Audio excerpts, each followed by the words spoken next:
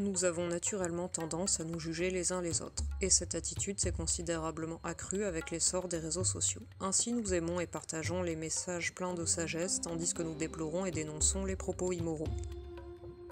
Aussi, ces invectives, qui impliquent le plus souvent des gens qui ne se connaissent même pas, sont beaucoup plus violentes que celles habituellement observées dans la vie réelle, sans doute parce qu'il y a peu de risques à poster un commentaire indigné sur Internet. Or, cette dénonciation des outrages moraux tend à devenir de plus en plus fréquente et véhémente, comme si on assistait à une surenchère moralisante, le risque étant alors que ces moralistes du web finissent par devenir excessivement intolérants. Certaines personnes ne cessent de critiquer les comportements et les propos d'autrui avec une sorte de fureur moralisatrice. Plus précisément, on peut distinguer 3 types de moralistes excessifs. Les absolutistes. Ils appliquent les mêmes règles morales quel que soit le contexte. De fait, leur jugement n'est pas nuancé selon les situations. Les perfectionnistes. Leurs critères pour qu'un comportement puisse être jugé comme moral sont de plus en plus exigeants, si bien qu'au final, personne ne peut répondre à leurs conditions. Les abusifs. Ils voient le mal partout et émettent des jugements moraux là où il n'y a pas lieu de le faire. Ils peuvent même dénoncer des comportements tout à fait inoffensifs, comme écouter de la musique.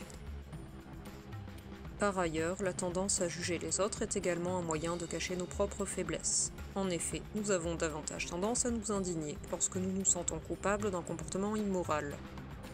C'est-à-dire que nous avons tendance à chercher délibérément des motifs d'indignation, par exemple lire davantage de journaux à scandale. Pour rehausser notre image de nous-mêmes, cela nous rassure sur notre supériorité morale.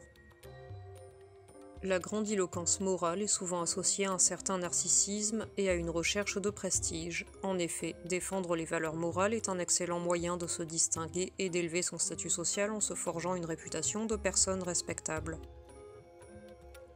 Ainsi, le besoin de reconnaissance conduit mécaniquement à une surenchère moralisante dans un groupe social.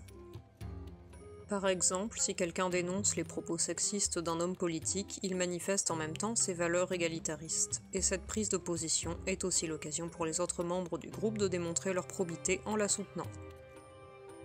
Mais pour se distinguer des autres membres et afficher sa dévotion totale aux valeurs morales défendues par le groupe d'appartenance, il est nécessaire d'aller encore plus loin et de dénoncer avec toujours plus de virulence les attitudes les plus anodines en les jugeant stigmatisantes.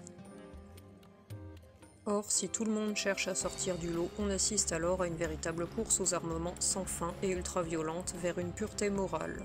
Bonne journée et à bientôt pour de nouveaux contenus.